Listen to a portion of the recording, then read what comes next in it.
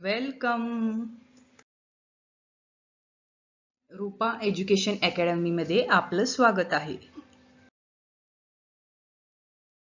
तर विद्यार्थ्यांनो, आजच्या तासाला आपण इंग्लिश शब्दार्थ आणि त्याचा अर्थ मराठीमध्ये पाहणार आहोत.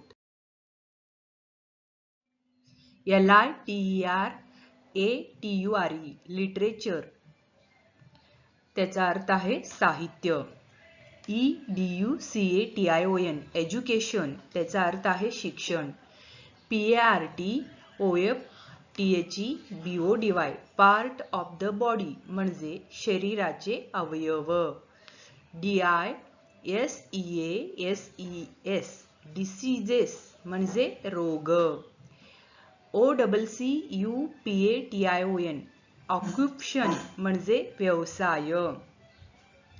SUBJECTS सब्जेक्ट्स म्हणजे विषय.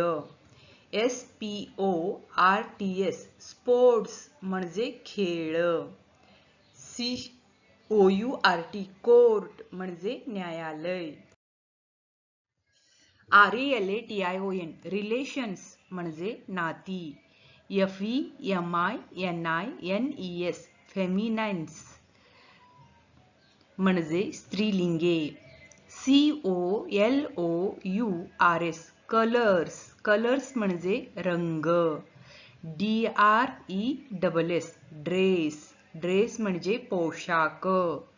HOUSE हाऊस हाऊस म्हणजे घर. FOOD फूड फूड म्हणजे अन्न. GRAINS ग्रेन्स म्हणजे धान्य. TREES ट्रीज म्हणजे झाडे. NATURE नेचर म्हणजे निसर्ग.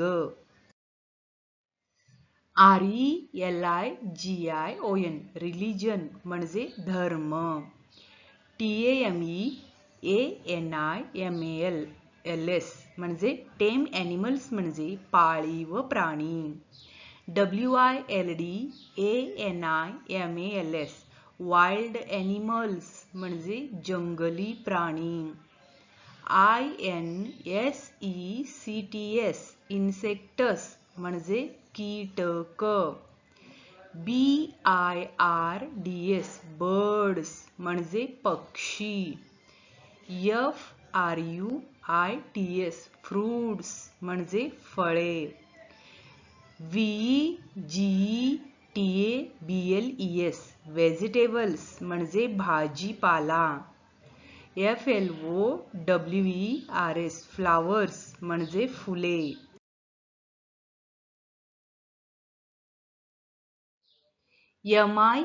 MINERALS मिनरल्स म्हणजे खनिजे. GOVERNMENT गव्हर्नमेंट म्हणजे सरकार. WAR BATTLE बॅटल म्हणजे लढाई किंवा युद्ध. ZODIAC झोडिएक म्हणजे राशीचक्र. AMUSEMENT अम्युजमेंट म्हणजे करमणूक. Thank you.